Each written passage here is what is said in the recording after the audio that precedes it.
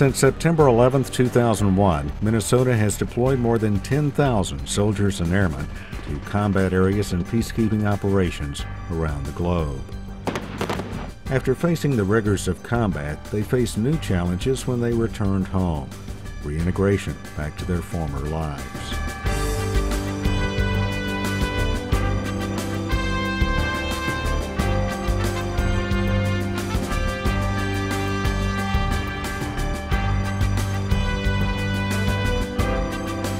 The National Guard members and the members of the military and their families are the bravest people in so many instances. We need to make sure that we are responding by giving them our all.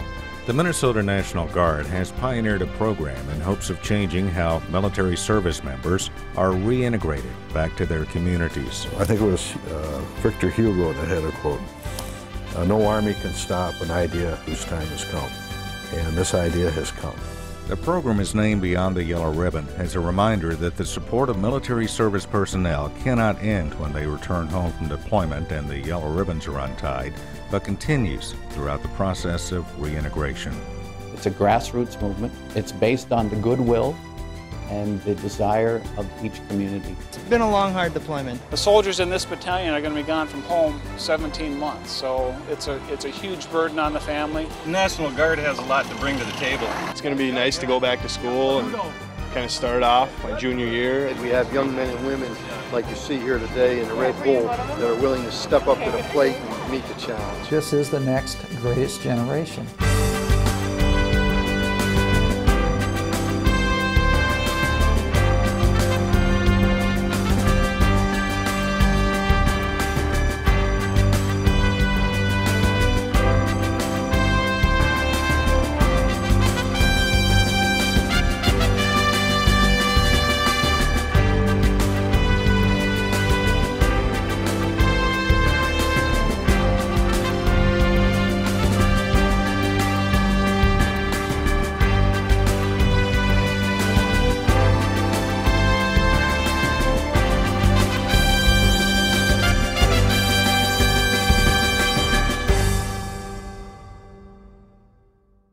The impetus for the Beyond the Yellow Ribbon program was really General Shelto's experience in Vietnam and then returning to the Moorhead area in Minnesota. I remember once sitting there and the other people in college, and I told them I'd come back from Vietnam, and the response I got was, "Oh, you're one of those people sucking up my tax dollars." And I go, "Whoa, okay." So very quickly I learned to just not talk about it. He saw very quickly that Minnesota soldiers were beginning to experience the same reintegration challenges he and his generation of Vietnam veterans experienced. And so he asked me if I would design a program to address those reintegration challenges. I myself was experiencing those personally, so I had a heightened self-interest. I saw what was happening in my family. It was my second deployment, and I was aware of what was happening in families around me. As we rank all of the things that we want to have as priorities in Minnesota, the first one should be taking care of our members of the military and the people who protect our safety and security. And they give so much for us.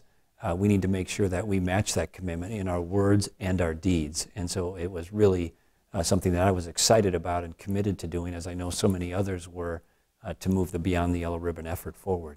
The biggest mistake made is simply not recognizing and not acting on the identified need that soldiers can't just come out of a combat zone and go back on the streets of Minnesota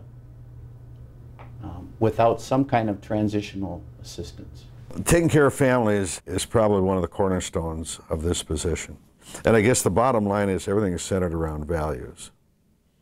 Our soldiers care about their families, care about their kids. We want their kids to be able to look at what mom or dad does and say it with pride. You know, my parent is a soldier. Probably the greatest obstacle that we faced was a cultural change for the Army in looking at how they executed reintegration training for soldiers and family members in the reserve component.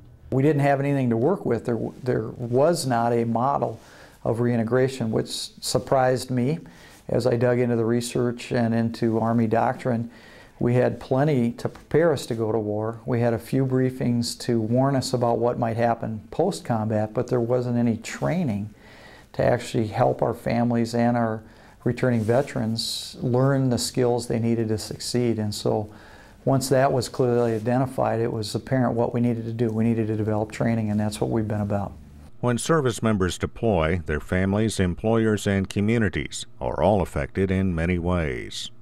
Minnesota's Beyond the Yellow Ribbon program guides families through developing their own readiness action plans.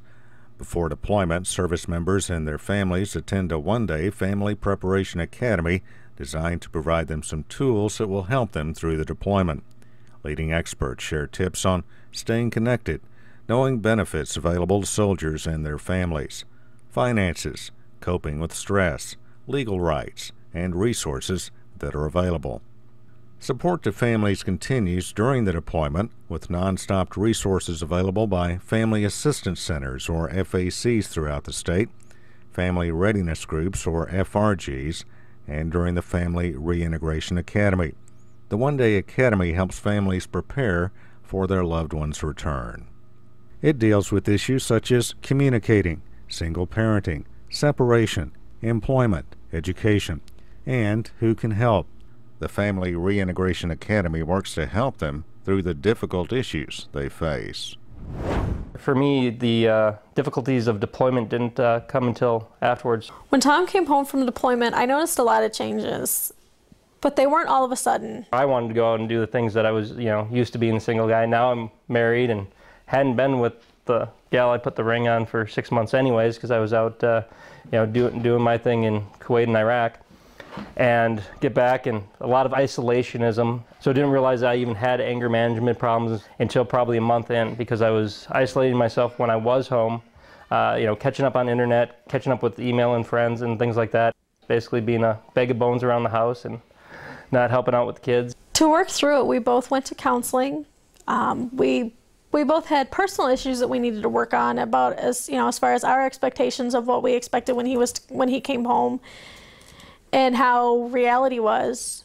So we both went to counseling, and it helped us, and we decided, yes, we want to make this marriage work. Yes, we're going to work at it. And it's been a long road. Honestly, it's probably been the toughest thing I've had. Dealing with deployment was easy. It was piece of cake compared to this.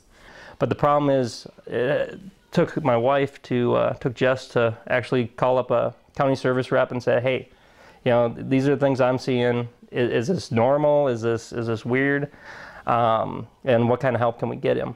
If you had told me that I had been diagnosed with possible PTSD and possible anger management issues, I would have told you were nuts.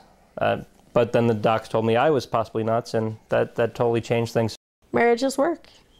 You have two different people with two different personalities, and as with anybody in any relationship in life, there are days where you just can't stand each other. But that's part of it, and it all comes back to knowing that you love that person and you want to be with that person, and remembering why you love and wanted to be with that person in the first place.